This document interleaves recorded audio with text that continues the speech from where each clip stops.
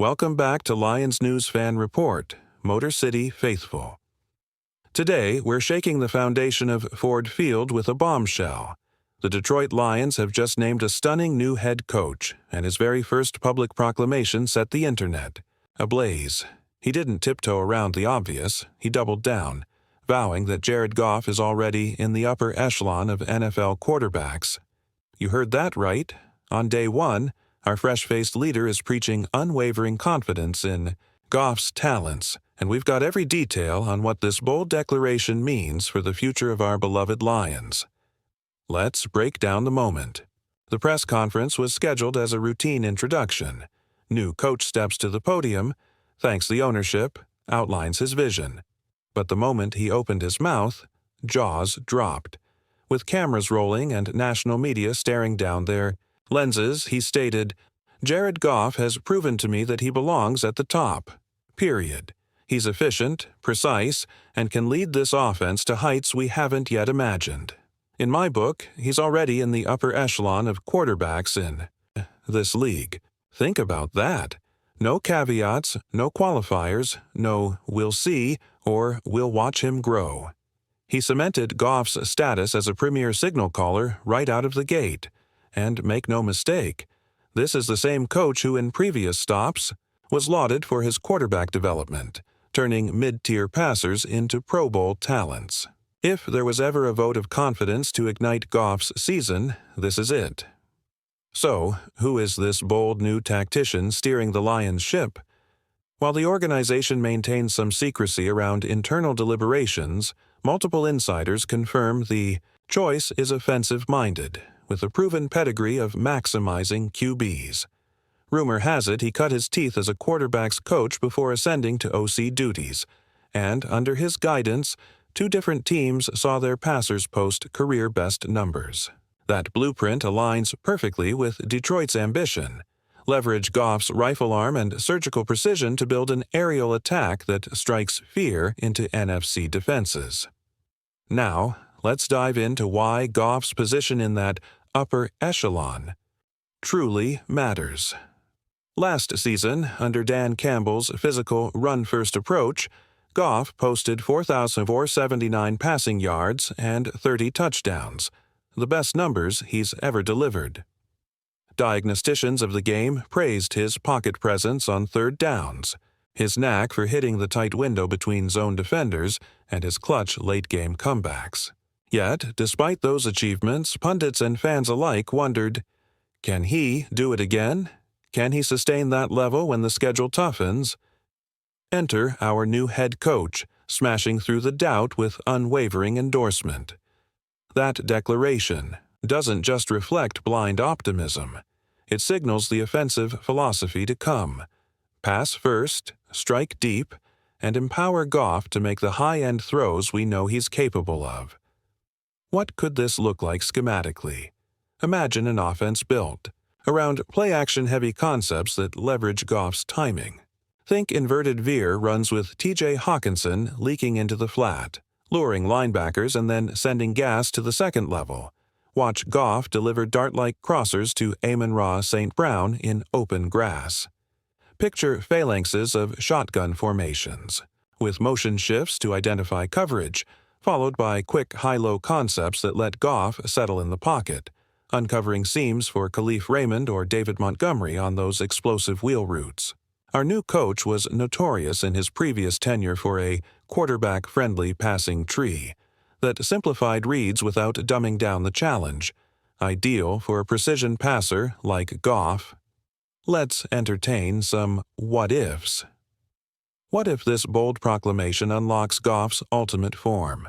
We could see him challenge for MVP consideration, tearing up stat sheets with near-elite efficiency, say 4,800 yards and 35 touchdowns with a QB rating hovering around 105. The Lions' offense could rocket into the top 5 in both passing, yards, and scoring, transforming Ford Field into a white-hot fortress where opposing defenses dread every snap.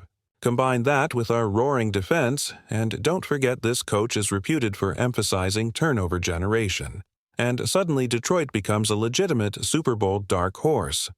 That's the power of a coach who confidently declares his QB upper echelon before even drawing up his first practice plan. Conversely, what if the plaudits prove premature? The glare of national expectations can burn. If Goff stumbles out of the gate, say a shaky opener with multiple interceptions or missed-than-ordinary deep shots, critics will pounce. They'll say the coach's accolades were empty hype, a rookie mistake in the press room. But savvy observers note this coach's track record. He rarely speaks in hyperbole. He's meticulous, respectful of media protocols, and usually reserves praise for performances earned on the field. That lends weight to his declaration. If Goff falters, this coach will adapt, lean into quick rhythm passes, minimize risky shot plays, and rebuild trust with well-designed play-action dampeners. His QBs often bounce back stronger after early season rough patches, so we should anticipate a corrective curve, not a meltdown. It's also worth speculating on how this bold move affects contract dynamics. Goff, entering a pivotal year on his existing deal, may well cross over into MVP-caliber territory, triggering potential for a lucrative extension. If Detroit can parlay this coach's performance, imagine Goff ripping off 6-game win streaks and playoff seeding into a long-term pact that keeps our franchise cornerstone in Detroit for years, it sets the stage for sustainable success.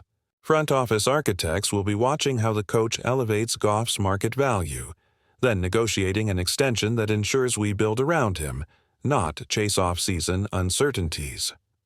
Meanwhile, rival teams will be taking notice. The Packers and Vikings will sharpen up their game planning, anticipating a Lion offense that's getting a full-throttle passing revival behind a coach who embraces Goff as a star. NFC West, squads like the 49ers and Seahawks will circle Detroit as potential wildcard spoilers, recalibrating their defensive rotations to manage new wrinkles. That league-wide respect, or fear, game-changer is precisely why this coach's Day 1 press conference was so seismic. He didn't tip his hand.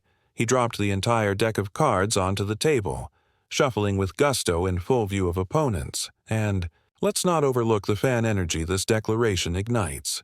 Lions fans are some of the most passionate in the league, starving for sustained success.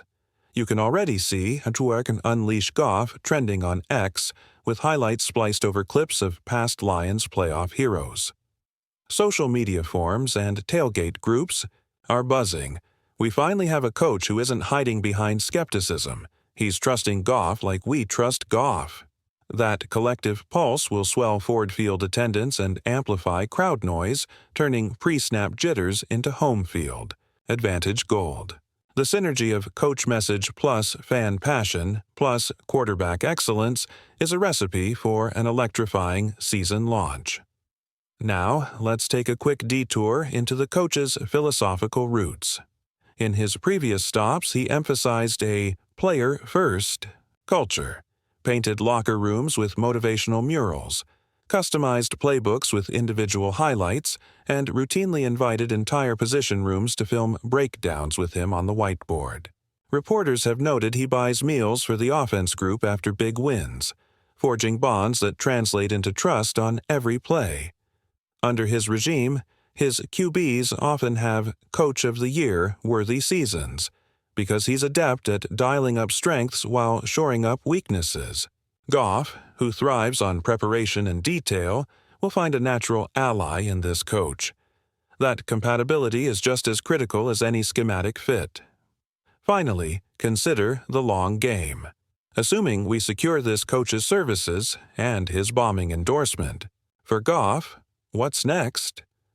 We'll likely see an off-season evolution, a draft pick or two focused on pass-catching weapons to complement Goff, perhaps a third-round wideout with YAC juice or a sixth-round tight end who doubles as a blocking chameleon.